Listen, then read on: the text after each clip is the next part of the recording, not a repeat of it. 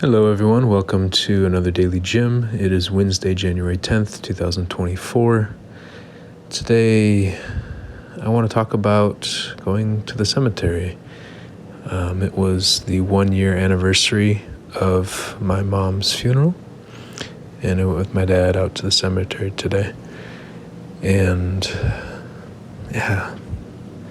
just a lot of feelings to compare it from last year. The weather was different but similar. It was cold but not that cold. It was wet, and I think it was wet last year. The wind felt very similar, except last year there were many people at the cemetery, the gravesite. This year it was just me and him. And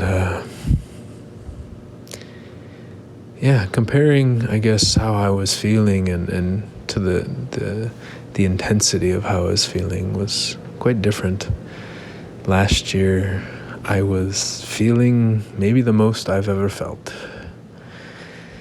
Sadness, anger, loneliness, togetherness, love, relief, confusion, frustration, so much.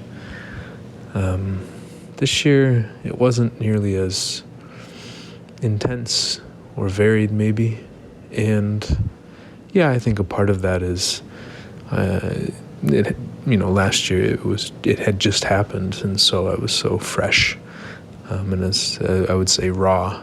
But I wonder how much of it is that I think over the last year I saw how raw and intensely I was feeling, and I wondered how much of it was me trying to tone it down to fit in, to match the emotional level of other people, individually, but also culturally in terms of groups, in person and also over the internet.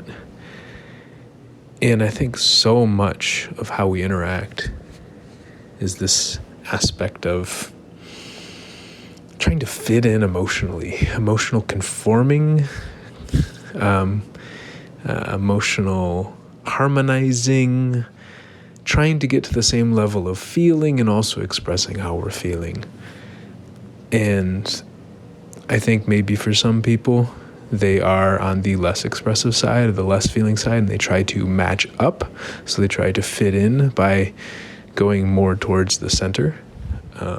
I think in my experience, even before I started working on this stuff 10 years ago, or more than 10 years ago, I have been on the other side, the more expressive, the more feeling side, and have tried to maybe match down and to try to fit in by suppressing more to match the level of suppression that other people are in.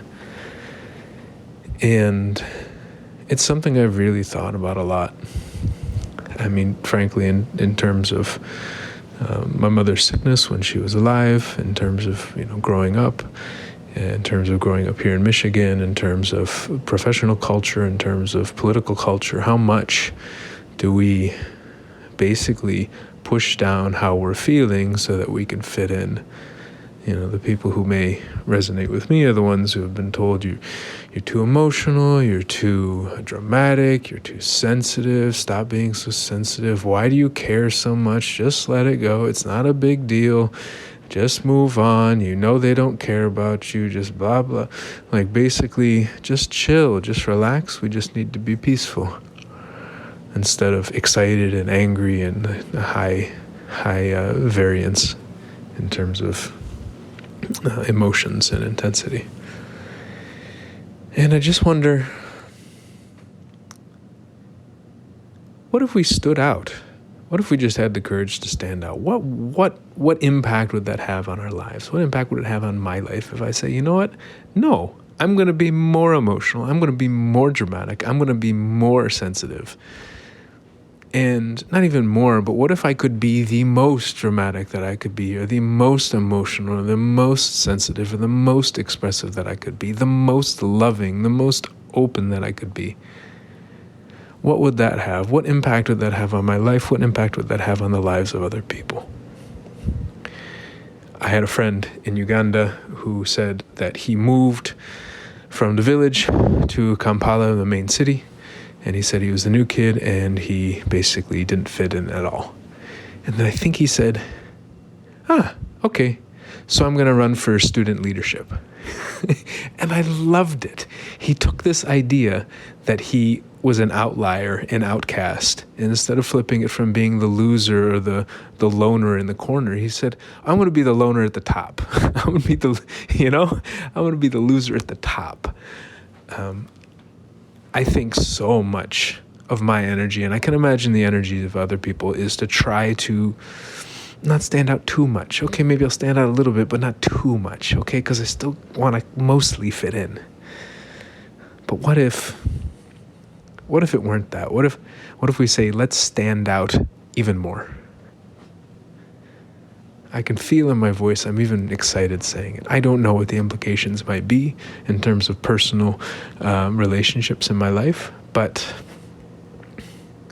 what kind of example could it set to people if we start saying, you know what, I'm not going to conform to the depression and suppression and to this humdrum, mostly jaded, the world doesn't like me, just kind of like wait until we die perspective. What if I say, no, I'm going to live. I'm going to actually live while I have the opportunity. I'm going to live as much as I possibly can and hopefully inspire other people to live as much as they can, because to live, to inspire, is to breathe life into. And what if I could do something that could breathe life not only into me, but also into other people? Instead of just breathing a little bit, by trying to stand out just a little bit, but not too much because I'm too afraid if I stand out too far. What if I had the courage to stand out, to really stand out as much as I can in some ways, especially related to this idea of expressing how I feel and feeling, connecting to how I feel, connecting to how others feel, and really just feeling alive. So that's what I'm ending on today. That's the reflection. I hope it's helpful in some way to you. If it's not, maybe that's one of the ramifications of me doing this and trying to stand out as more and more. So, no, stand out as much as I can. All right. Talk to you soon.